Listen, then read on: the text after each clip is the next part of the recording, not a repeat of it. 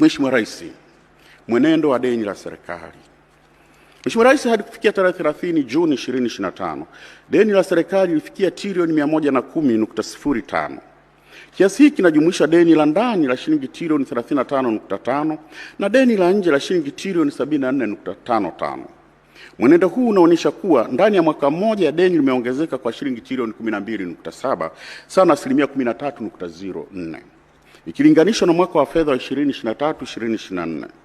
Ongezeko hili limechangiwa zaidi kwa kuongezeka kwa mikopo ya nje pamoja na kushuka kwa thamani ya shilingi dhidi ya dola ya Marekani, ambao kushuka kwa thamani kumechangia ongezeko la deni la shilingi trilioni 2 kutokana na exchange rate. Mheshimiwa Rais, tathmini ya uhimilivu wa deni, debt sustainability analysis, imebaini kuwa deni la serikali bado lipo ndani ya viwango salama vinavyokubalika kimataifa, huku thamani ya sasa ya deni lote la umma kwa pato la taifa ikiwa ni asilimia 40.7 chini ya ukomo wa asilimia 55, na deni la nje kwa pato la taifa likiwa ni asilimia 24.9 chini ya ukomo wa asilimia 40.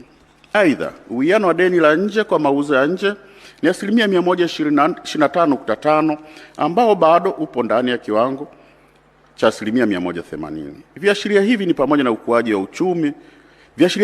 ukuaji wa uchumi vimeimarisha uaminifu wa Tanzania kimataifa, jambo linaonekana kupitia ukadiriaji mzuri wa utulivu wa hadhi ya ukopaji ambao Moody's wametupatia daraja la B1 kwa maana tuko stable mwezi Desemba 2024, na Fitch Ratings ilitoa daraja la B+ kwa maana stable Machi mwaka huu. Haya ni mashirika ambayo yanatathmini uwezo wa ukopaji katika nchi mbalimbali.